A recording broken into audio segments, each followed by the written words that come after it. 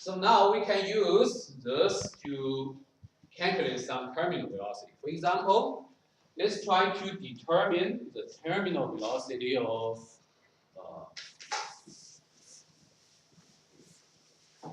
water drop, okay, ring drop.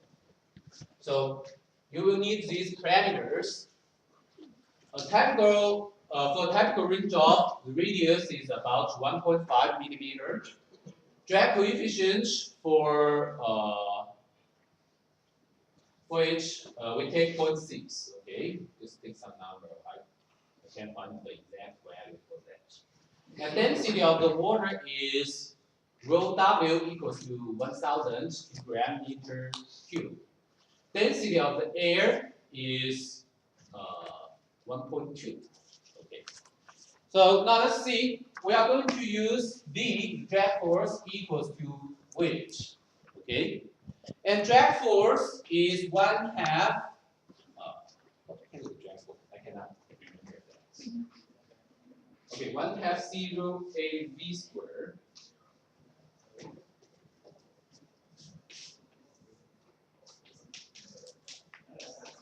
equals to mg. Okay. So now you can see.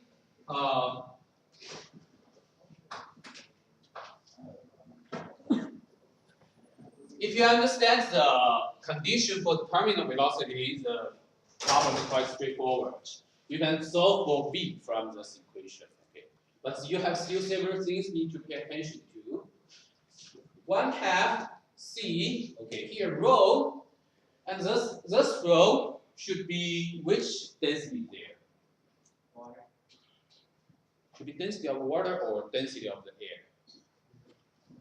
Which one provides the resistance? Air. Air, okay. Water drops in air. Water is the object. So here is rho A.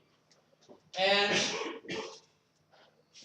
cross-sectional area A, of course, if you assume it's some spherical shape, okay, so it will be pi r squared. Right? That's a cross-sectional area. V, that's the quantity we want to find, v squared. On the other side, I didn't give you the mass of the ring drop. What should we do? How can we find the mass of the ring drop? I gave you the density. So if the density multiplied by the volume, it will be the mass of the ring drop, right? So that's why I gave you also rho W. So it should be rho W, the density, multiplied by the volume of the ring drop, okay? And if we assume it's a sphere, you know how to calculate the volume with the radius, right? So what is the volume of the sphere? You remember that?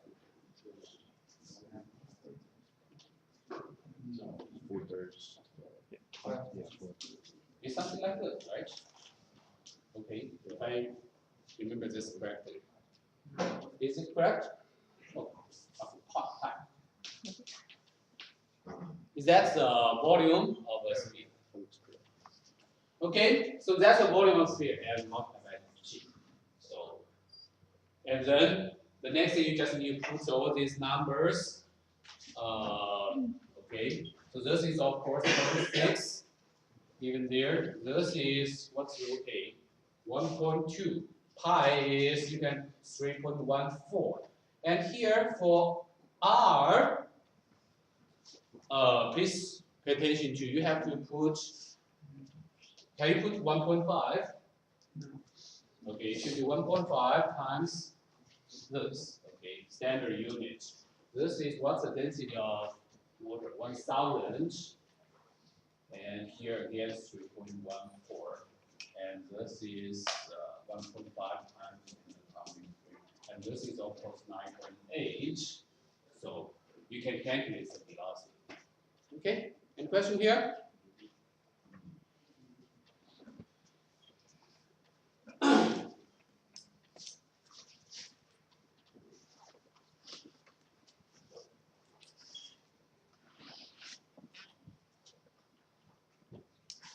Okay.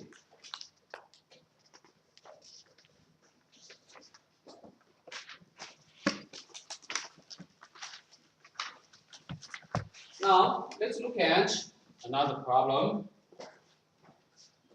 It's also about the drag force, but it's not to determine the terminal velocity. In terms of terminal velocity, it's not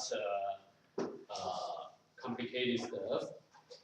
But I'm asking, okay, a bullet is slowed down by the drag force in the water. Okay, I give you some parameters here. The drag coefficient, density of the water, mass of the bullet, radius of the cross-sectional area of the bullet. And if the initial speed is 400 meters per second, how long does it take to reduce the speed to 100 meters per second? First thing you will notice that that looks quite similar to some typical kinematic problem. Okay, in fact you probably have seen this kind of problem, but it's like a how long does it take a bullet to slow down in a blood, something like that. Okay, but here the key in this problem is that you cannot use the kinematic equation we had used before, because it's drag force produced by the water. Okay, it's a water resistance. It depends on the velocity. So during this accelerated motion, the velocity decreases. So the drag force decreases. So the acceleration decreases. So it's not a constant acceleration motion. You cannot use the kinematic equation. Okay?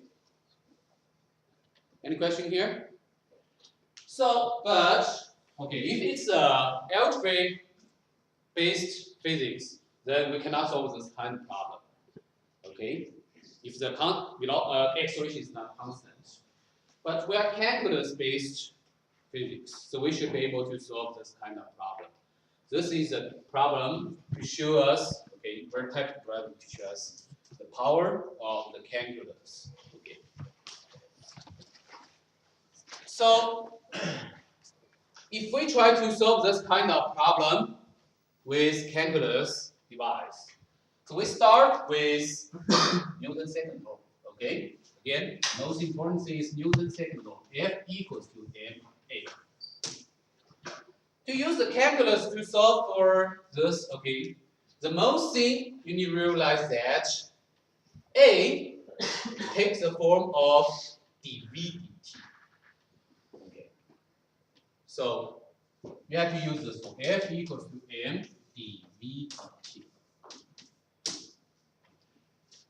And the common trick is that then you can put dt on one side. Okay, if you multiply both sides by dt, so you get f dt and m dv. So you can integrate both sides. Okay. Integrate this side will give you time change. This side will give you the velocity. Okay. So now let's look at this problem. The force. Okay, so we have the force, drag force, which given by, in this case, the deceleration is caused by the resistance or drag force. So the force is 1/2 that, again, you can't remember, C rho A V squared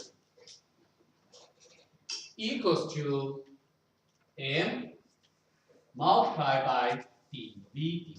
This is the differential equation, okay? Solving differential equation is difficult but important. In fact, some of you may take this class, the ordinary differential equation later. Okay, but this is just the most simple differential equation. You don't have to apply any special technique. Just use a direct integral. Okay, in this class we can use only the direct integral to solve differential equation. But physics is all about, at this stage, physics is all about the differential equation. Okay. Okay. In fact, for students majoring in physics, they have to learn same thing again and again and again with different mathematics too. Okay, first they learn the calculus-based physics. The algebra-based physics, and they then learn what you have. Calculus-based physics, and then learn differential-based physics. Okay, differential equation-based physics. So let's look at this one. If we try to solve this, the good thing about this force is that it only depends on velocity. It's not a constant force, but still simple enough. It only depends on the velocity. So what we can do is we can put it in, constant this into this form. C rho A, there's some constant, doesn't matter. And I put dt this side. And I divide v squared and both sides, okay?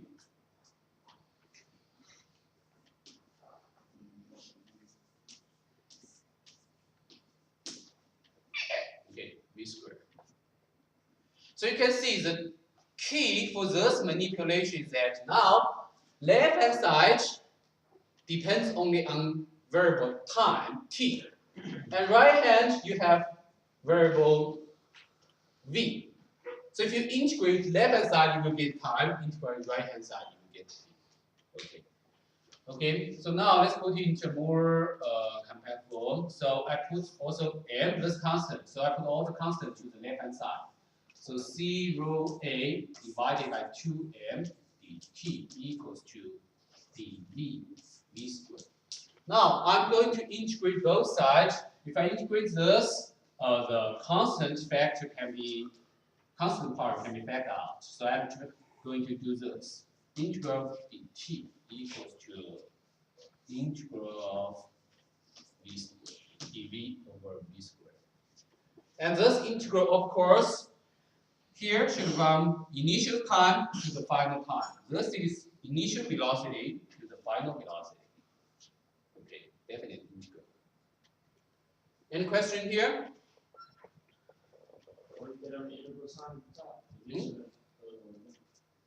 The lower and the upper limit of the integral. Initial time, final time, initial velocity, final velocity. Okay? Now, both of the integral are elementary integral, so you can get the result, right? So for left hand side, what you get for this integral? T minus T naught, right? Okay, it's an integral of 1. So you get T minus T naught, and that's good because that's exactly the quantity we are asking. How much time, how long does it take? Okay, that's T final minus T initial. On the right hand side, this integral, but you can still do that because that's x to the power of n time. It's just a v to the power of negative 2, right? So if you integral v naught from v naught to v, dv over v, that means integral v naught to v, v to the power of negative 2 dv. What's the integral of this? So it should be negative v to the power of negative 1 from initial value to final value, right? Okay? You use the same kind of notation like that as you do, right? So this is negative 1 over v minus 1 over v naught. Okay. Any question here? Okay. This kind of info a little bit hard to memorize. So I always need to check by taking derivative. If I take derivative negative v to the power negative 1, so I get negative v to the power of negative 2. So it is v to the power of negative 2. Okay. Oh, by the way, I forget one thing here. This force is a resistance, so they actually have a negative side here. It will cancel that negative sign. Okay, any questions so far? So that's the integral, so I get this.